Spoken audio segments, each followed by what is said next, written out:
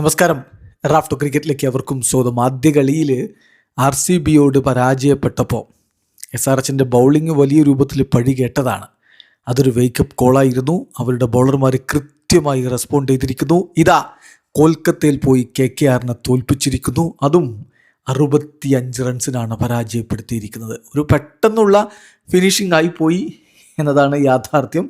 കൊൽക്കത്ത ഇതിനേക്കാൾ വലിയ സ്കോറിലേക്ക് പോകും. ഒരു ക്ലോസ് ആയിട്ടുള്ള ഫിനിഷാണ് നമ്മൾ ഒരു ഘട്ടത്തിൽ പ്രതീക്ഷിച്ചത്.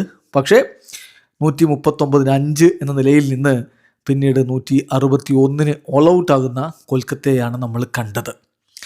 ഏതായാലും ആദ്യം ബാറ്റ് ചെയ്ത SRH നിശ്ചിത 20 ഓവറുകളിൽ 8 വിക്കറ്റിന് 226 റൺസ് അടിച്ചപ്പോൾ മറുപടി ബാറ്റിങ്ങിൽ 16 ഓവറിൽ 161 KKR ഓൾ ഔട്ടായി. ട്രാവിസ് ഹെഡും അഭിഷേക് ശർമ്മയും ചേർന്നുകൊണ്ട് വല്ലാത്തൊരു തുടക്കമാണ് ഇത്തവണ SRHന് കൊടുത്തത്. രണ്ടുപേരും പൊളിച്ചടിക്കുകയാണ് മുന്നോട്ട് പോയിക്കൊണ്ടിരുന്നത്.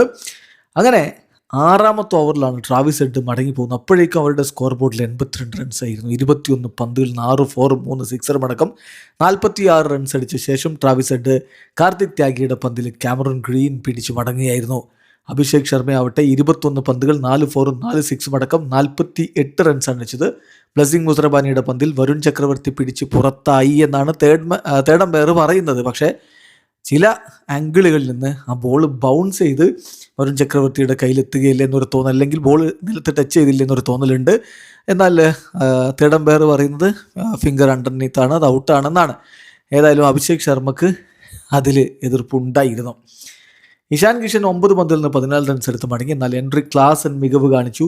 35 പന്തുകളിൽ നിന്ന് 4 ഫോറും 1 സിക്സും അടക്കം അദ്ദേഹം 52 റൺസ് അടിച്ചു. അനികേത് വർമ്മ 1 റൺസുമായിട്ട് മടങ്ങി. പക്ഷേ നിതീഷ് കുമാർ റെഡ്ഡി 24 പന്തുകളിൽ നിന്ന് 4 ഫോറും 1 സിക്സും അടക്കം 39 റൺസ് അടിച്ച് മികവ് കാണിച്ചു. ഹർഷ് ദ്യൂബെ 3 പന്തുകളിൽ നിന്ന് 2 ഫോറിൽ സഹായത്തോടെ 9 റൺസ് അടിച്ചപ്പോൾ അവസാനം ശിവാങ് കുമാർ 4 റൺസ് അടിച്ചു. ഒരു 4 അദ്ദേഹത്തിൻ്റെ വകയും വന്നു. ഏതായാലും നിശ്ചിത 20 ഓവറുകളിൽ 8 വിക്കറ്റിന് 226 റൺസ്. ബ്ലെസ്സിംഗ് മുസറബാനി 4 ഓവറിൽ 41 റൺസിന് 4 വിക്കറ്റ് എടുത്തു. അദ്ദേഹമാണ് കൊൽക്കത്തയ്ക്ക് വേണ്ടി മികച്ച രൂപത്തിൽ പന്തെറിഞ്ഞത്. മറുപടി ബാറ്റിങ്ങിൽ അജിങ്ക്യ രഹാനെ ഒരു തരത്തിലും അദ്ദേഹത്തിൻ്റെ ആ ഒരു റിതത്തിലേക്ക് പോയില്ല. എന്നാൽ ഫിൻ അലൻ പൊള്ളിച്ചെടുക്കുകയായിരുന്നു.